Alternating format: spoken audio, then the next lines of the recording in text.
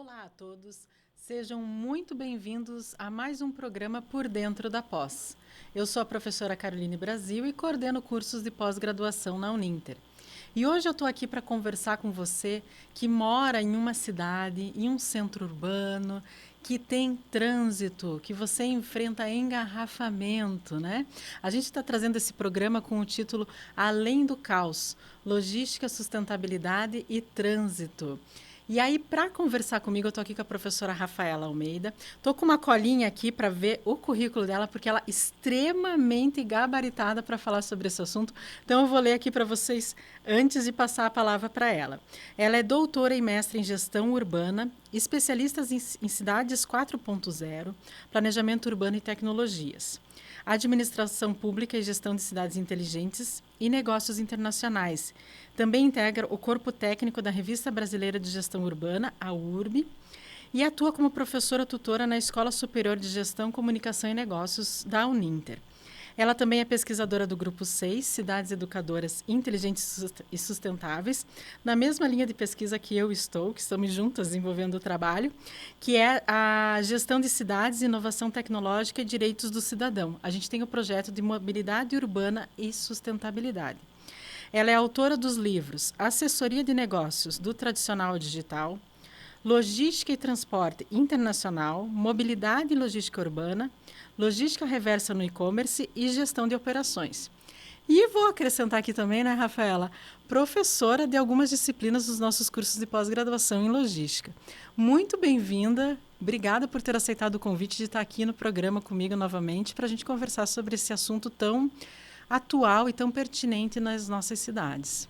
Professora Caroline, um prazer estar aqui para falar desse assunto, para trazer à tona esse assunto que tem sido tão discutido, mas principalmente vivenciado pelas pessoas nas horas que elas passam no trânsito, né, comprometendo aí a qualidade de vida muitas vezes. Isso é verdade, né? E a gente acaba se sentindo refém do trânsito. Muitas vezes a gente quer se deslocar, fazer as nossas atividades e fica realmente preso nesse trânsito. Então, a ideia aqui, pessoal, você que está nos assistindo, a gente vai falar um pouquinho sobre esse contexto, primeiro sobre o que é esse cenário do trânsito que a gente enfrenta, quais são as dificuldades que são encontradas, e a gente vai tentar também trazer algumas soluções, alguns exemplos que estão acontecendo tanto aqui no Brasil quanto no exterior, para que a gente consiga driblar todas essas dificuldades. Para isso, eu acho que primeiro a gente poderia começar com números, né, Rafaela? A gente tem alguns slides que mostram alguns números que a gente pode começar só para o pessoal entender o que a gente está falando, né? Eu acho que o primeiro slide ele demonstra ali para a gente bem interessante. São as capitais brasileiras com o maior índice de congestionamento. Então, a gente tem, assumindo esse ranking, a cidade de São Paulo, que diz que uma pessoa, né, no trânsito normal, ela leva em torno de 27 minutos para percorrer uma distância de 10 quilômetros, seguida de Recife, Curitiba, Belo Horizonte, Porto Alegre. É o equivalente a gente passar mais ou menos 4 horas do ano preso, 4 dias, desculpa, do ano, presos em congestionamento. E tem alguns dados, professora Caroline, inclusive, que tratam um pouco dessa questão de uma maneira um pouco mais delicada, dizendo que em horário de pico, esses números podem até dobrar. E é bem interessante ali que mostra que quando teve, né, uma mudança ali em 2023, uma atualização desses números, alguns não mudaram e outros até pioraram.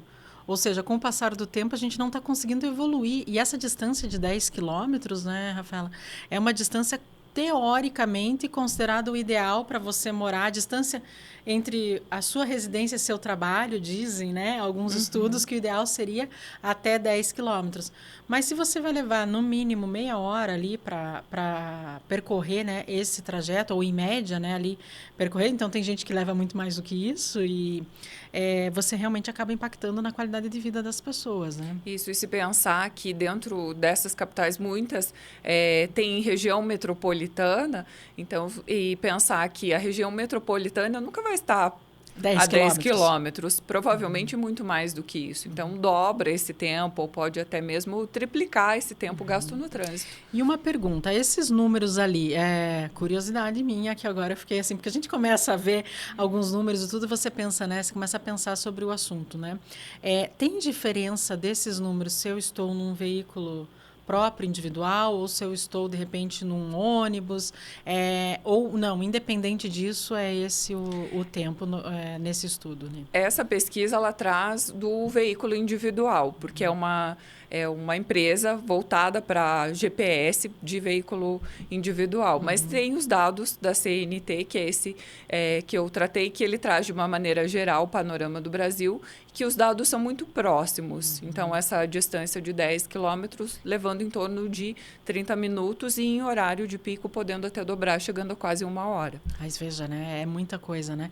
E aí, bem o que você falou, muitas vezes essa distância de 10 quilômetros, a gente lança até um desafio para você, né, que está nos assistindo, se de repente quiser cronometrar, né, o seu tempo e ver se você mora numa dessas 5 cidades que estão encabeçando esse ranking que não é o ideal, né? E se você percorre mais de 10 quilômetros ou menos, né, nesse tempo. Eu acho que é um bom exercício, porque às vezes a gente não percebe. Eu até comentei com você que eu cheguei a fazer isso algumas vezes, zerando esses contadores do carro.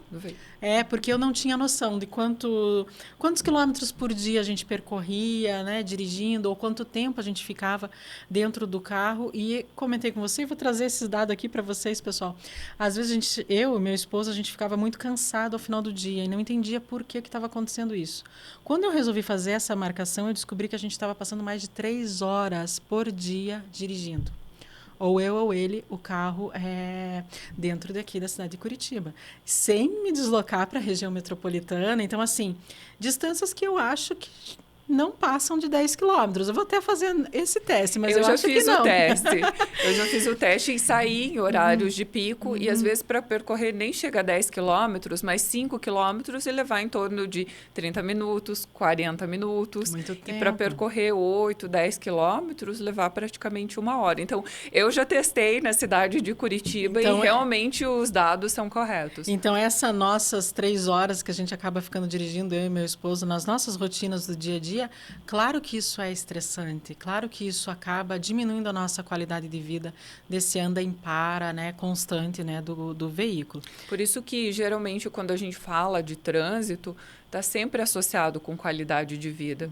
Porque esse estresse, esse cansaço, a situação de alerta o tempo todo, e é um tempo que você poderia estar gastando fazendo uma atividade física, estando com a família, com amigos. É verdade. E a gente acaba ficando refém mesmo, né? Foi o que você falou, tanto com o veículo individual, ou às vezes com o ônibus, o tempo é similar, então você acaba estando na mesma situação. E a gente tem mais alguns números, pessoal. A professora Rafaela falou, né, do veículo individual, que é esses dados que a gente mostrou, mas a gente tem ali a diferença entre os modais do Brasil. Rafaela, eu queria que você explicasse para a gente o que isso representa, né? Essa é a divisão por modal no transporte urbano. Então, vejam que a bicicleta, a gente tem em torno de 7%, moto 11%, e aqui eu vou chamar a atenção porque em 2017 esse número de motocicletas era de 5%. Então, ele mais do que dobrou de 2017 para 2024. Já o número de movimentos urbanos que acontecem a pé são em torno de 22%, mas aqui a gente precisa considerar que também muitas vezes a origem e o destino acontece a pé, e pequenas distâncias também são percorridas a pé. O ônibus 35% e o veículo particular 41%. Então, aqui mostra, quando a gente olha para esse dado de Brasil, já mostra que a gente tem um aumento aí, um número maior de pessoas utilizando o veículo individual, e aqui também entra veículo por aplicativo, que transporte público. E esse dado ao lado, eu gosto de chamar a atenção porque é a realidade de Curitiba. Então, o que está em laranja é a realidade de 2008, e depois um estudo em 2017 mostrando essa diferença. E eu chamo a atenção de vocês para observarem ali onde tem o desenho do carro e do ônibus, para a gente perceber essa inversão. Então, antes, 22% das pessoas utilizavam o veículo particular.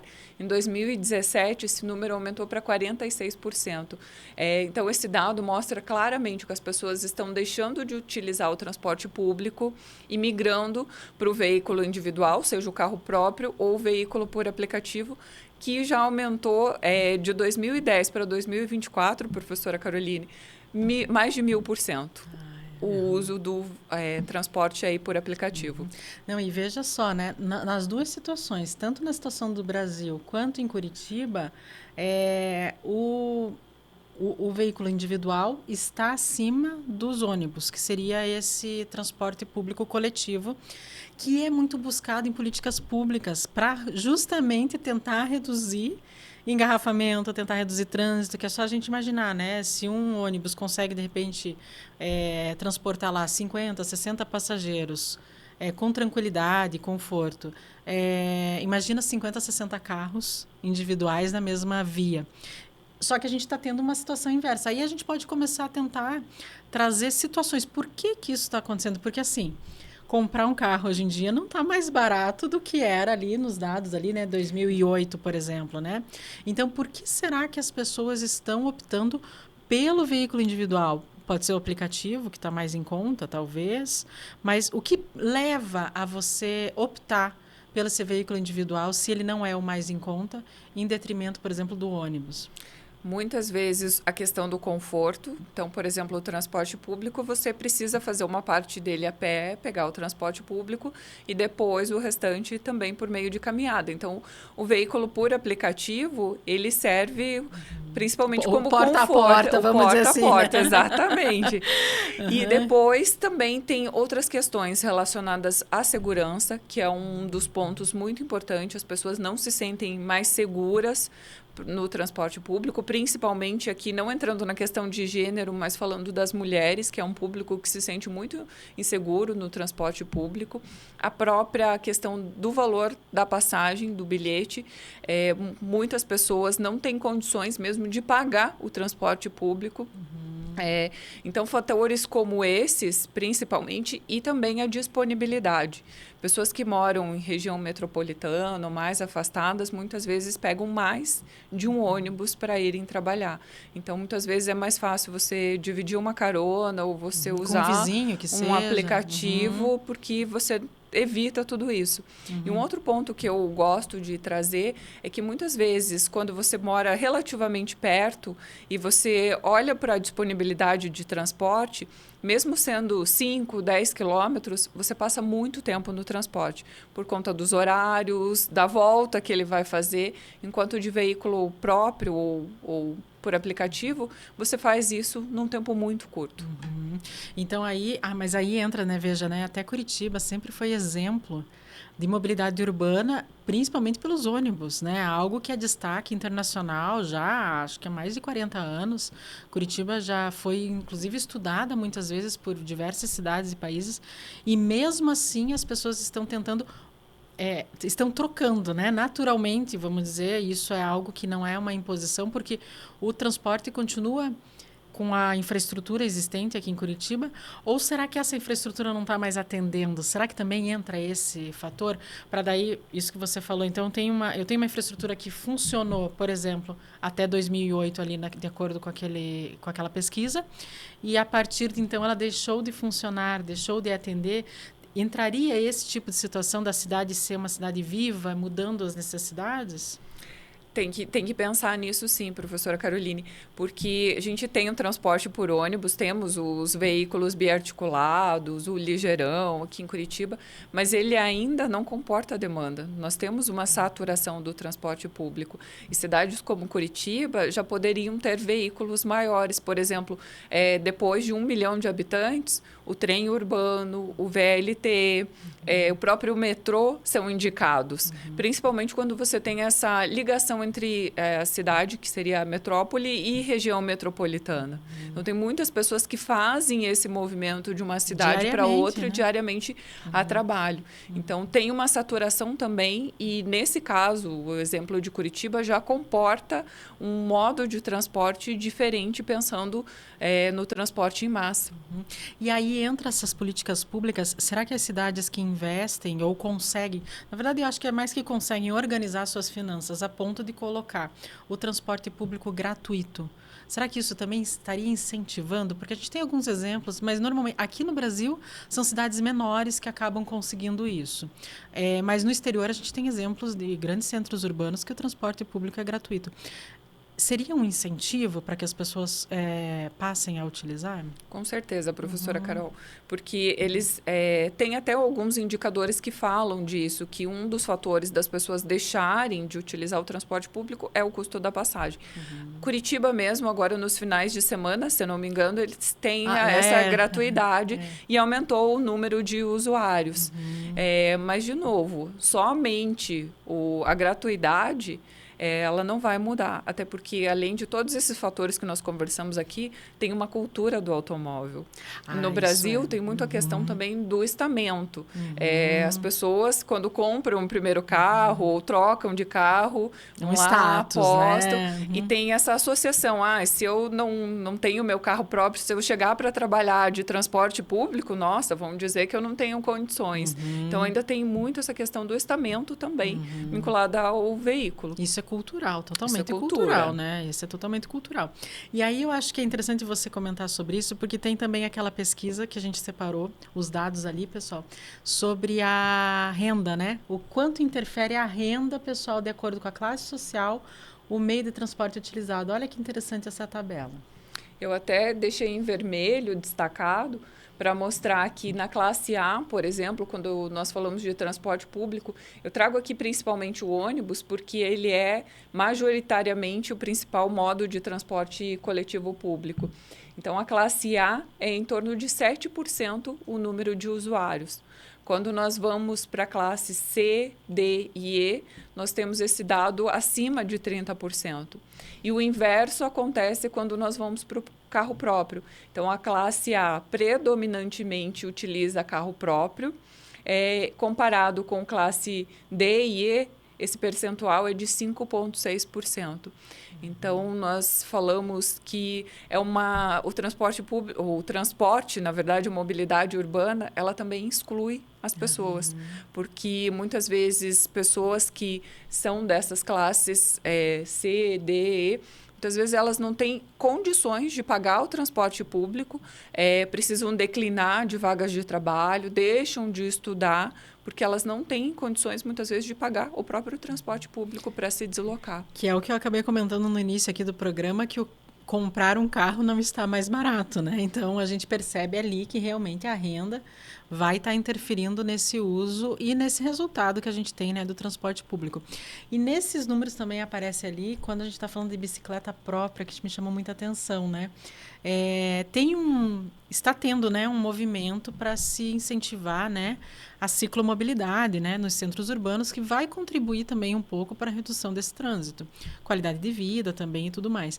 Mas a maior parte ali dos usuários de bicicleta, a gente encontra ali na classe D e E.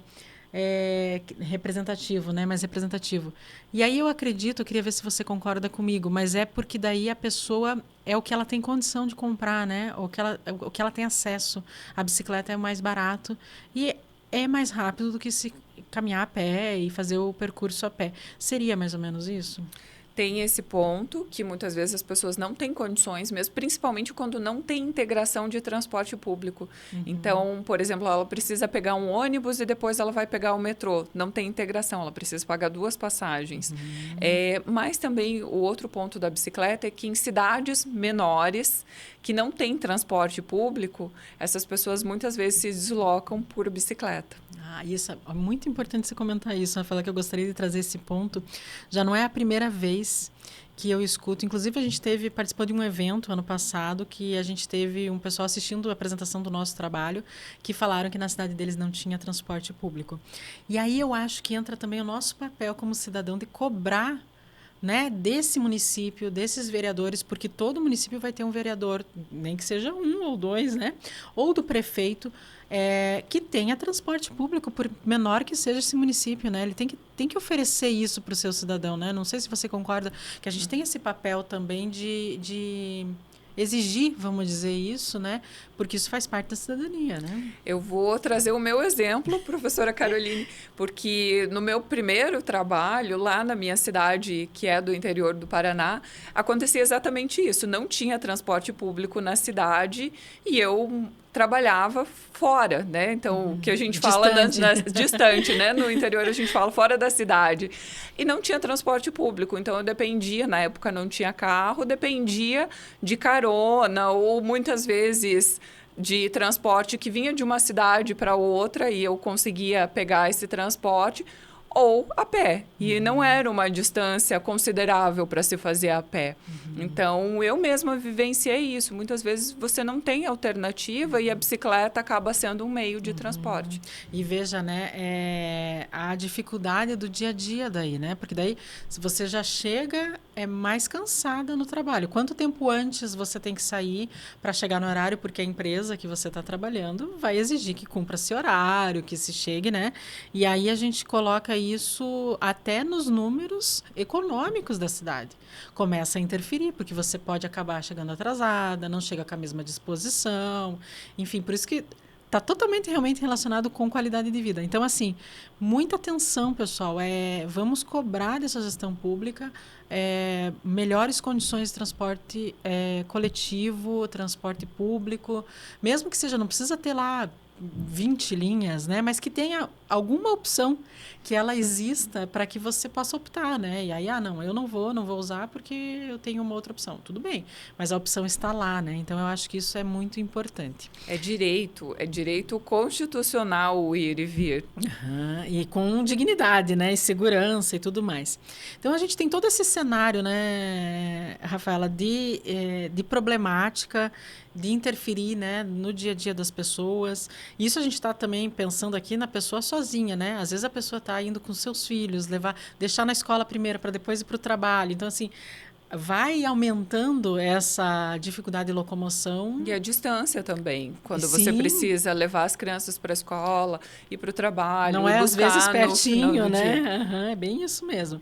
Mas aí a gente tem algumas soluções, né? Eu acho que a gente também pode falar daquilo que também dá certo, aquilo que também funciona, para mostrar que é possível, tem coisas que são possíveis de fazer para se melhorar essa realidade do trânsito. Uma delas que você até trouxe para mim, falou, eu tenho até uma foto para mostrar, que é a situação da Rua 15 de Novembro, que a gente tem aqui em Curitiba, que muita gente conhece porque é um ponto turístico famoso, tem gente que quando vem para Curitiba, vai conhecer a Rua 15, né? Não sei se a gente pode mostrar ali a foto para mostrar como que é a Rua 15 para quem não conhece. Eu trouxe duas fotos. Uma delas é de quando havia a Rua 15, né, o calçadão da Rua 15 era aberto para carros e ela tem uma história muito interessante, que em 1972, o então prefeito Jaime Lerner, ele fez, né, uma votação e perguntando principalmente para os varejistas ali daquela rua do que eles achavam de fechar essa rua para pedestre. E aí houve uma grande revolta, porque onde as pessoas iriam estacionar os seus veículos... inclusive, olha na foto ali, a foto preto e branco ali, super né? movimentada. Vários carros parados, estacionados, né? Para realmente... até, pessoal, você que não conhece aqui em Curitiba... Dá para ver ali no canto, né, um prédio que é onde acontece aquela apresentação de Natal do final do ano, que vem muita gente das janelas, das crianças cantando. É nessa região que a gente está falando aqui de Curitiba. Isso mesmo. E aí o prefeito Jaime Lerner, ele resolve da noite para o dia, isso eu acho que hoje não poderia acontecer mais, mas ele fecha a rua para pedestres. E no começo gera realmente essa revolta, mas hoje, para quem já teve a oportunidade de passear pela Rua 15, é um espaço em que a gente até pode ver nessa segunda foto, que tem os bancos, que tem restaurantes, tem comércio, e ela traz muito dos atributos do que a gente fala da sensação de pertencimento, de você permanecer, porque ela traz muitos elementos, a arborização, o sombreamento, as fachadas ativas, então você para, olha o comércio, você se sente mais segura, porque tem bastante gente naquele espaço, circulando, tem um grande espaço e você está segregada da via do veículo. Está segura, né? Está segura, exatamente. Então, é uma grande transformação mostrando que, pelo contrário do que todo mundo pensava, que ia acabar com o comércio, aconteceu justamente o contrário. As pessoas circulam muito, muitas vezes você vai parando de loja em loja, fazendo compras, e isso movimentou muito o comércio. E aí você falou 72, 75? 1972. Então já está indo para 50 anos aí, né? E uma prova de que funciona, porque ela nunca mais foi aberta para os veículos, né? Não. E ela realmente tem horários e tem dias que ela está muito cheia, que você realmente, na hora de circular, e o comércio continua existindo ali, talvez até mais, né? Que a gente não tem como saber como estava antes, né? Mas ele é muito frequentado, muito diversos tipos de comércio. A gente realmente percebe que o cidadão frequenta essa rua. E ela não é tão extensa, né? Eu não sei, eu acho que ela chega a 1 quilômetro, mais ou menos. Eu acho que aproximadamente. Mas contribuiu bastante para essa valorização das pessoas nesse espaço. São exemplos que podem funcionar, né? Claro que a gente não está aqui dizendo para fechar todas as ruas da cidade. Inclusive, a Rua 15 em volta, ela é abastecida por pontos de ônibus, pontos de táxi. Ela tem o seu acesso. Isso é um também. Ponto importante, porque você não basta fechar a rua para o carro, mas você precisa disponibilizar outras formas de acesso. Para elas chegarem. Para elas chegarem. E aqui ela é muito alimentada pelo transporte público, como você bem comentou. Nas ruas paralelas, assim, tem muito, né? Muito ônibus e muito acesso. É fácil, né? E a gente também tem um outro exemplo aqui no... Você comentou, né, das árvores, né? Da Rua 15 e tudo mais. A gente tem um outro exemplo aqui em Curitiba, que é a Praça do Japão, que foi feito um estudo, inclusive, com o professor Eduardo Krieger, fez um estudo de conforto térmico na Praça do Japão, para que as pessoas quisessem ficar lá por mais tempo, se sentindo mais confortáveis. Porque foi percebido que as pessoas não estavam frequentando muito a Praça do Japão por se sentirem, às vezes, com muito calor ou, às vezes, com muito frio. Então, também são pontos, não basta, de repente, vou criar uma praça, vou fechar uma rua. Tem que pensar nesse conforto por parte de quem vai estar frequentando, né? E depois que foi feito o estudo e foi adequada a Praça do Japão, as pessoas acabam permanecendo ali por mais tempo, por se sentirem confortáveis, ficou agradável, não está nem tão frio nem tão calor. Eu acho que isso conta também nesse planejamento urbano, né, que a prefeitura está fazendo, né? É o permanecer. É a mesma coisa que acontece na Rua 15. Você tem os banquinhos e vê muita gente ali sentada. Então, você faz a caminhada, você senta, descansa um pouquinho. Aquele cenário, aquele lugar te convida a permanecer nele. Mas é isso que você comentou. Tem que ter os elementos. O sombreamento, quando é muito calor, né? A proteção para o tempo, um lugar para sentar. Os elementos culturais, que também chama atenção para você visitar esse espaço. E a acessibilidade. A Praça do Japão, ela tem ciclovia próxima, que conecta vários pontos da cidade à Praça do Japão também. É verdade. E também tem o ônibus perto, que também facilita. Que você inclusive, chegar, muito próximo. Bem próximo mesmo. Não, e facilita para você chegar e sair, né, com tranquilidade. Porque não basta simplesmente, então eu quero que a pessoa saia do veículo individual e caminhe ou use o transporte público, mas se eu não estiver pensando também nessas variáveis que vão estar interferindo. Se a Rua 15, de repente, fosse só uma calçada, talvez a frequência não seria tão grande, né, se não tivesse esses outros elementos junto. E aí a gente tem a situação de Paris também, que você até bem trouxe, eu achei muito interessante, porque Paris, a gente teve o exemplo até das Olimpíadas, eles muito preocupados com isso.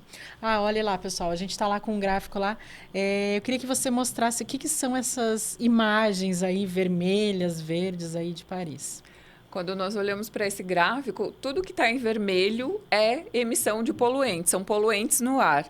E quanto mais verde, menos poluição tem no ar. Então, Paris fez um grande movimento, eu vou dizer aqui, contra os veículos. Então, sim, fechando muitas ruas para carro. Inicialmente foram 500 ruas, agora tem um projeto para mais 300, com a aprovação da população, inclusive. Cobrança para que você só pode transitar em determinadas áreas da cidade se for, por exemplo, veículo elétrico. Tem zonas que você não pode acessar com o veículo. E, a redução das vagas de estacionamento também.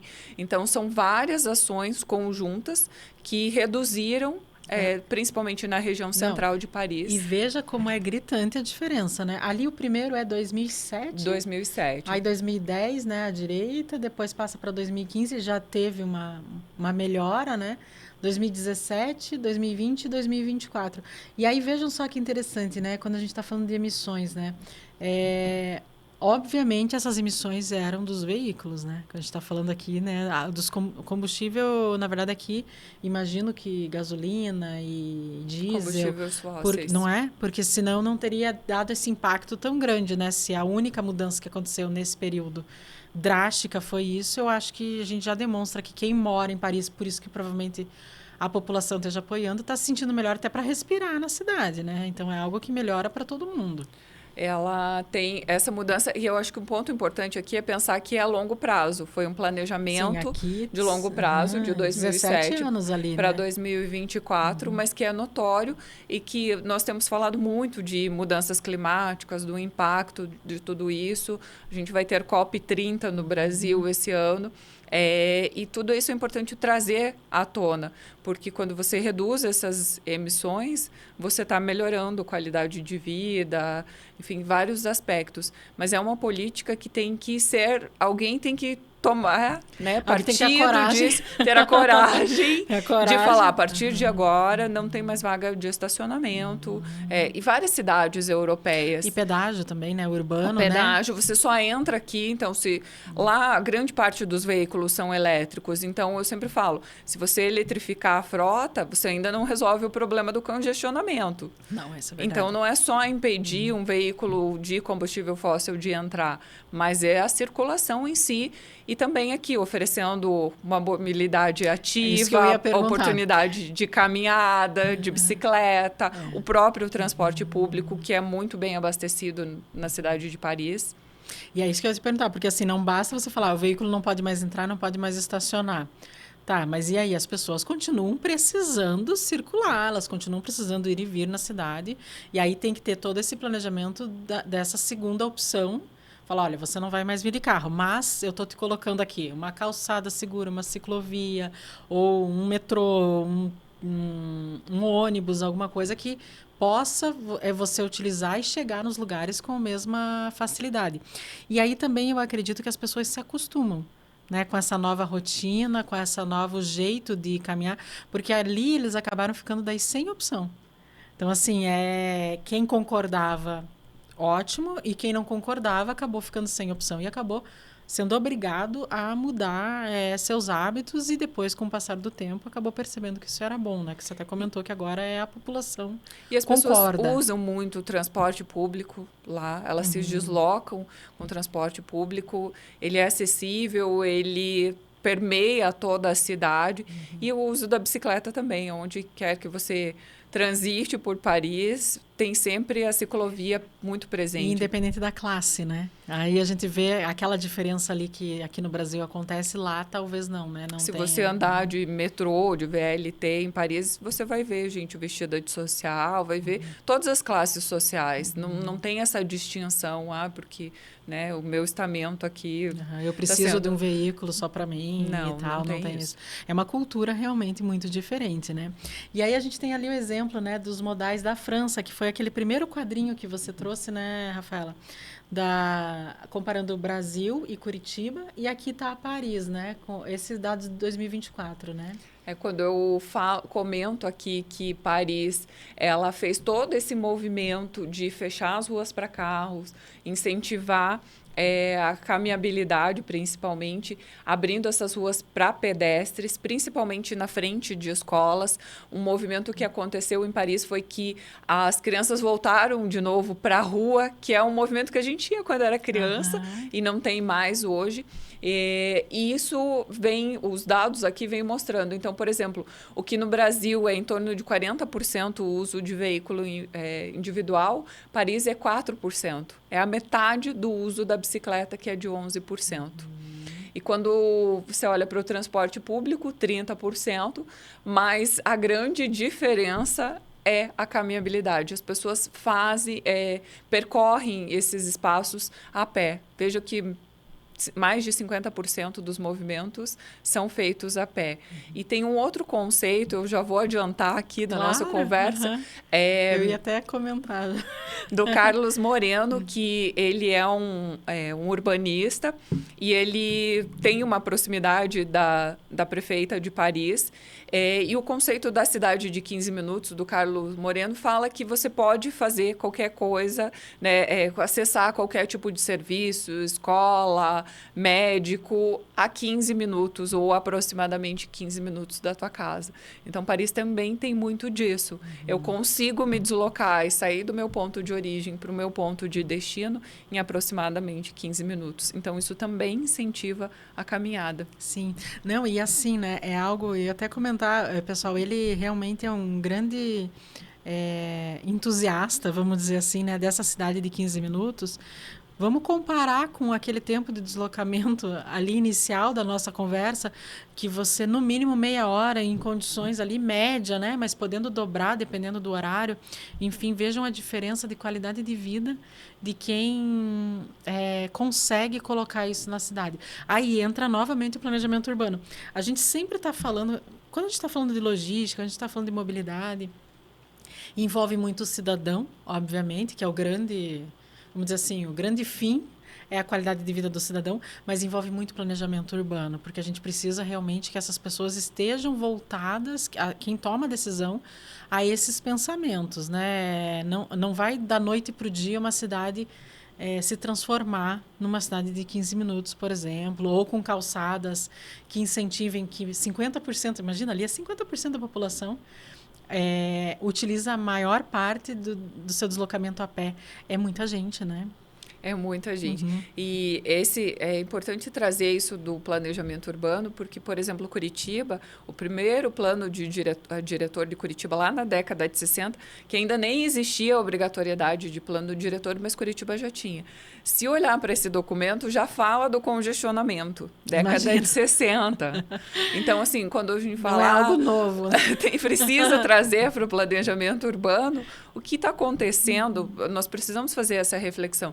O que está acontecendo? Se é um problema lá da década de 60... E até hoje, E né? até hoje nós temos esse problema e se agravando muito mais. Sim. Então, é aquilo que a gente falou, precisa ter coragem para mudar essa realidade. E eu acho que esse ter coragem é muito importante. Por quê?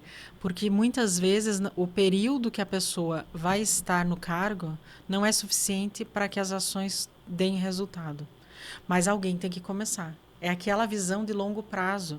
Então, ali, você tem que pensar como que vai estar daqui 10, 15 anos. Talvez seja outro prefeito, talvez não, certamente, né? Outro prefeito, outros vereadores, outra visão, mas, assim, esse longo prazo tem que existir. A gente tem que deixar de ter essa necessidade imediatista de eu começo a obra, eu termino, já deu resultado em 4 anos do meu mandato. Eu acho que isso é um ponto, assim, extremamente importante aqui no Brasil, que às vezes é deixado de lado. Então, alguém tem que ter essa coragem. Ter consciência que vai enfrentar a resistência. Assim como o Jaime Lerner enfrentou quando decidiu... E visionário, né? Muito visionário. Ele é urbanista, né? Então, já tinha essa visão. Mas é preciso ter essa coragem de enfrentar essa resistência. Paris, hoje, com essa abertura, essa possibilidade de abrir mais... Fechar mais 300 ruas para carro e abrir para pedestre. Quando você comentou, eu falei, nossa, mas é muita E, rua, né? e eles têm 66% da aprovação da população. Então, vejo que houve uma mudança cultural também. Não é simplesmente a imposição. Quando foi para votação, a maioria também decidiu a favor. Concordando, né, com essa, talvez percebendo qualidade de vida, tudo isso, né, o conforto térmico ali na cidade, enfim, tudo isso acaba contribuindo com certeza. Pessoal, antes da gente terminar, eu gostaria de só fazer deixar registrado aqui para quem quiser acompanhar. A gente vai ter o evento do Enfoque, que é no final do dia 26 de agosto a 29 de agosto de 2025. Se você está assistindo nosso vídeo depois dessa data, não se preocupe, que você pode procurar lá no YouTube. O Enfoque é um evento de iniciação científica da Uninter.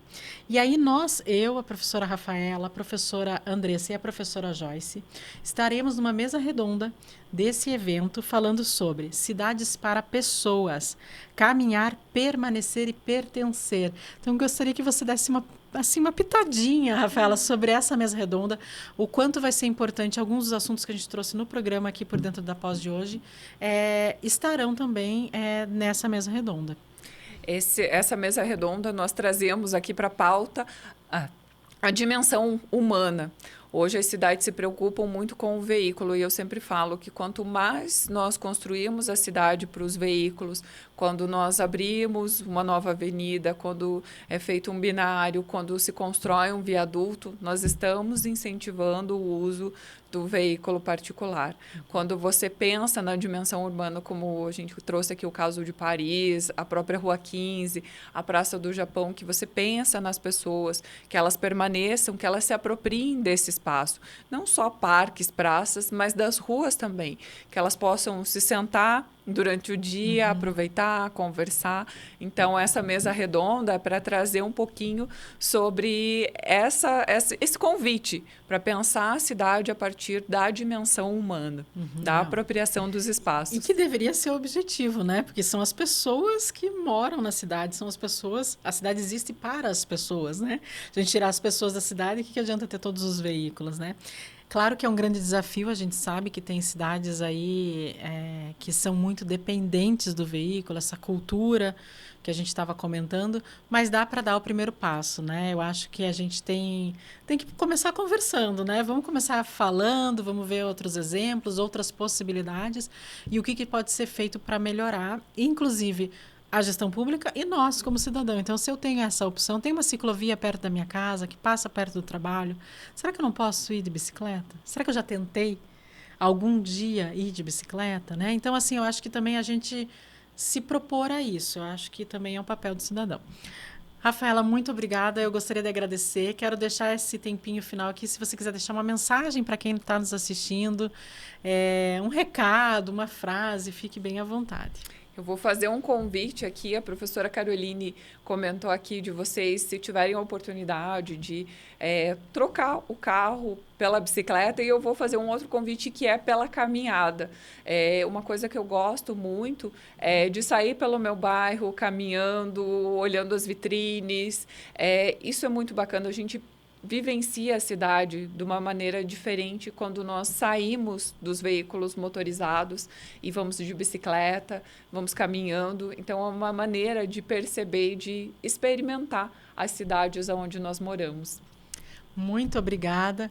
Então, pessoal, vocês sabem, aqui o programa Por Dentro da Pós, eu e meus colegas da pós-graduação, os coordenadores da pós, a gente sempre está trazendo temas relevantes no seu dia a dia das mais diversas áreas. A gente se vê em breve. Até lá. Tchau, tchau.